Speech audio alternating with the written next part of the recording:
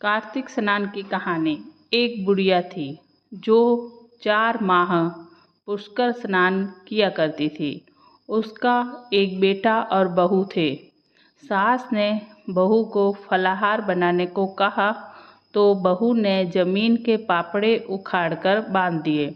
माँ को पहुँचाने के लिए बेटा पुष्कर आया। रास्ते में माँ से बोला, माँ फलाहार कर ले।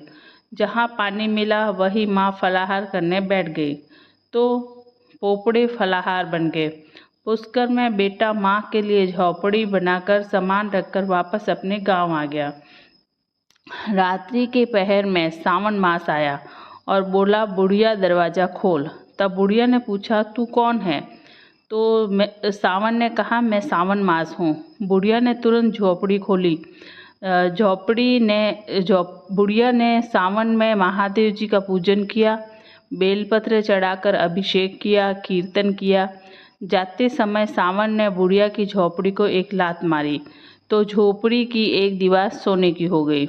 बाद में भाद्रपद आया और उसने भी दरवाज़ा खोलने को कहा।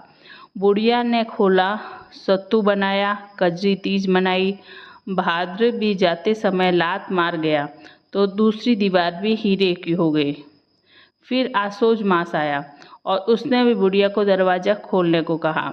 बुढ़िया ने दरवाज़ा खोला, तर्पण कर श्राद्ध मनाया, ब्राह्मण भोज कराया, नवरात्रि में दुर्गा की स्थापना की, दशहरा मनाया। उसने भी लात मारी तो तीसरी दीवार सोने की हो गई।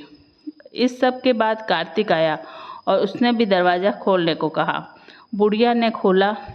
कार्तिक स्नान, भजन, पूजन, व्रत किया, गोवर्धन पूजा, भाई दूज, आंवला नवमी करी।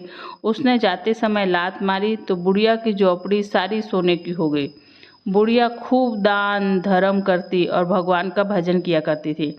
चातुर्मास पूर्ण होने पर बेटा अपनी माँ को लेने पुष्कर आया तो माँ और झोपड़ी को पहचान नहीं सका। वहाँ तो भगवान की कृपा से ठाट बाट हो गए थे। उसने आसपास वालों से पूछा तो उन्होंने बताया, बेटा माँ के पैरों में गिरकर बोला, माँ घर चलो, और वह सारा सामान गाड़ी में भरकर माँ को घर ले आया। सास के ठाठ देखकर बहू के अंदर जलन पैदा हो गई और उसने भी अपनी माँ को 4 मास के पुष्कर स्नान के लिए छोड़कर आने को पति से कहा। वह अपनी सास को भी पुष्कर छोड़कर आ गया।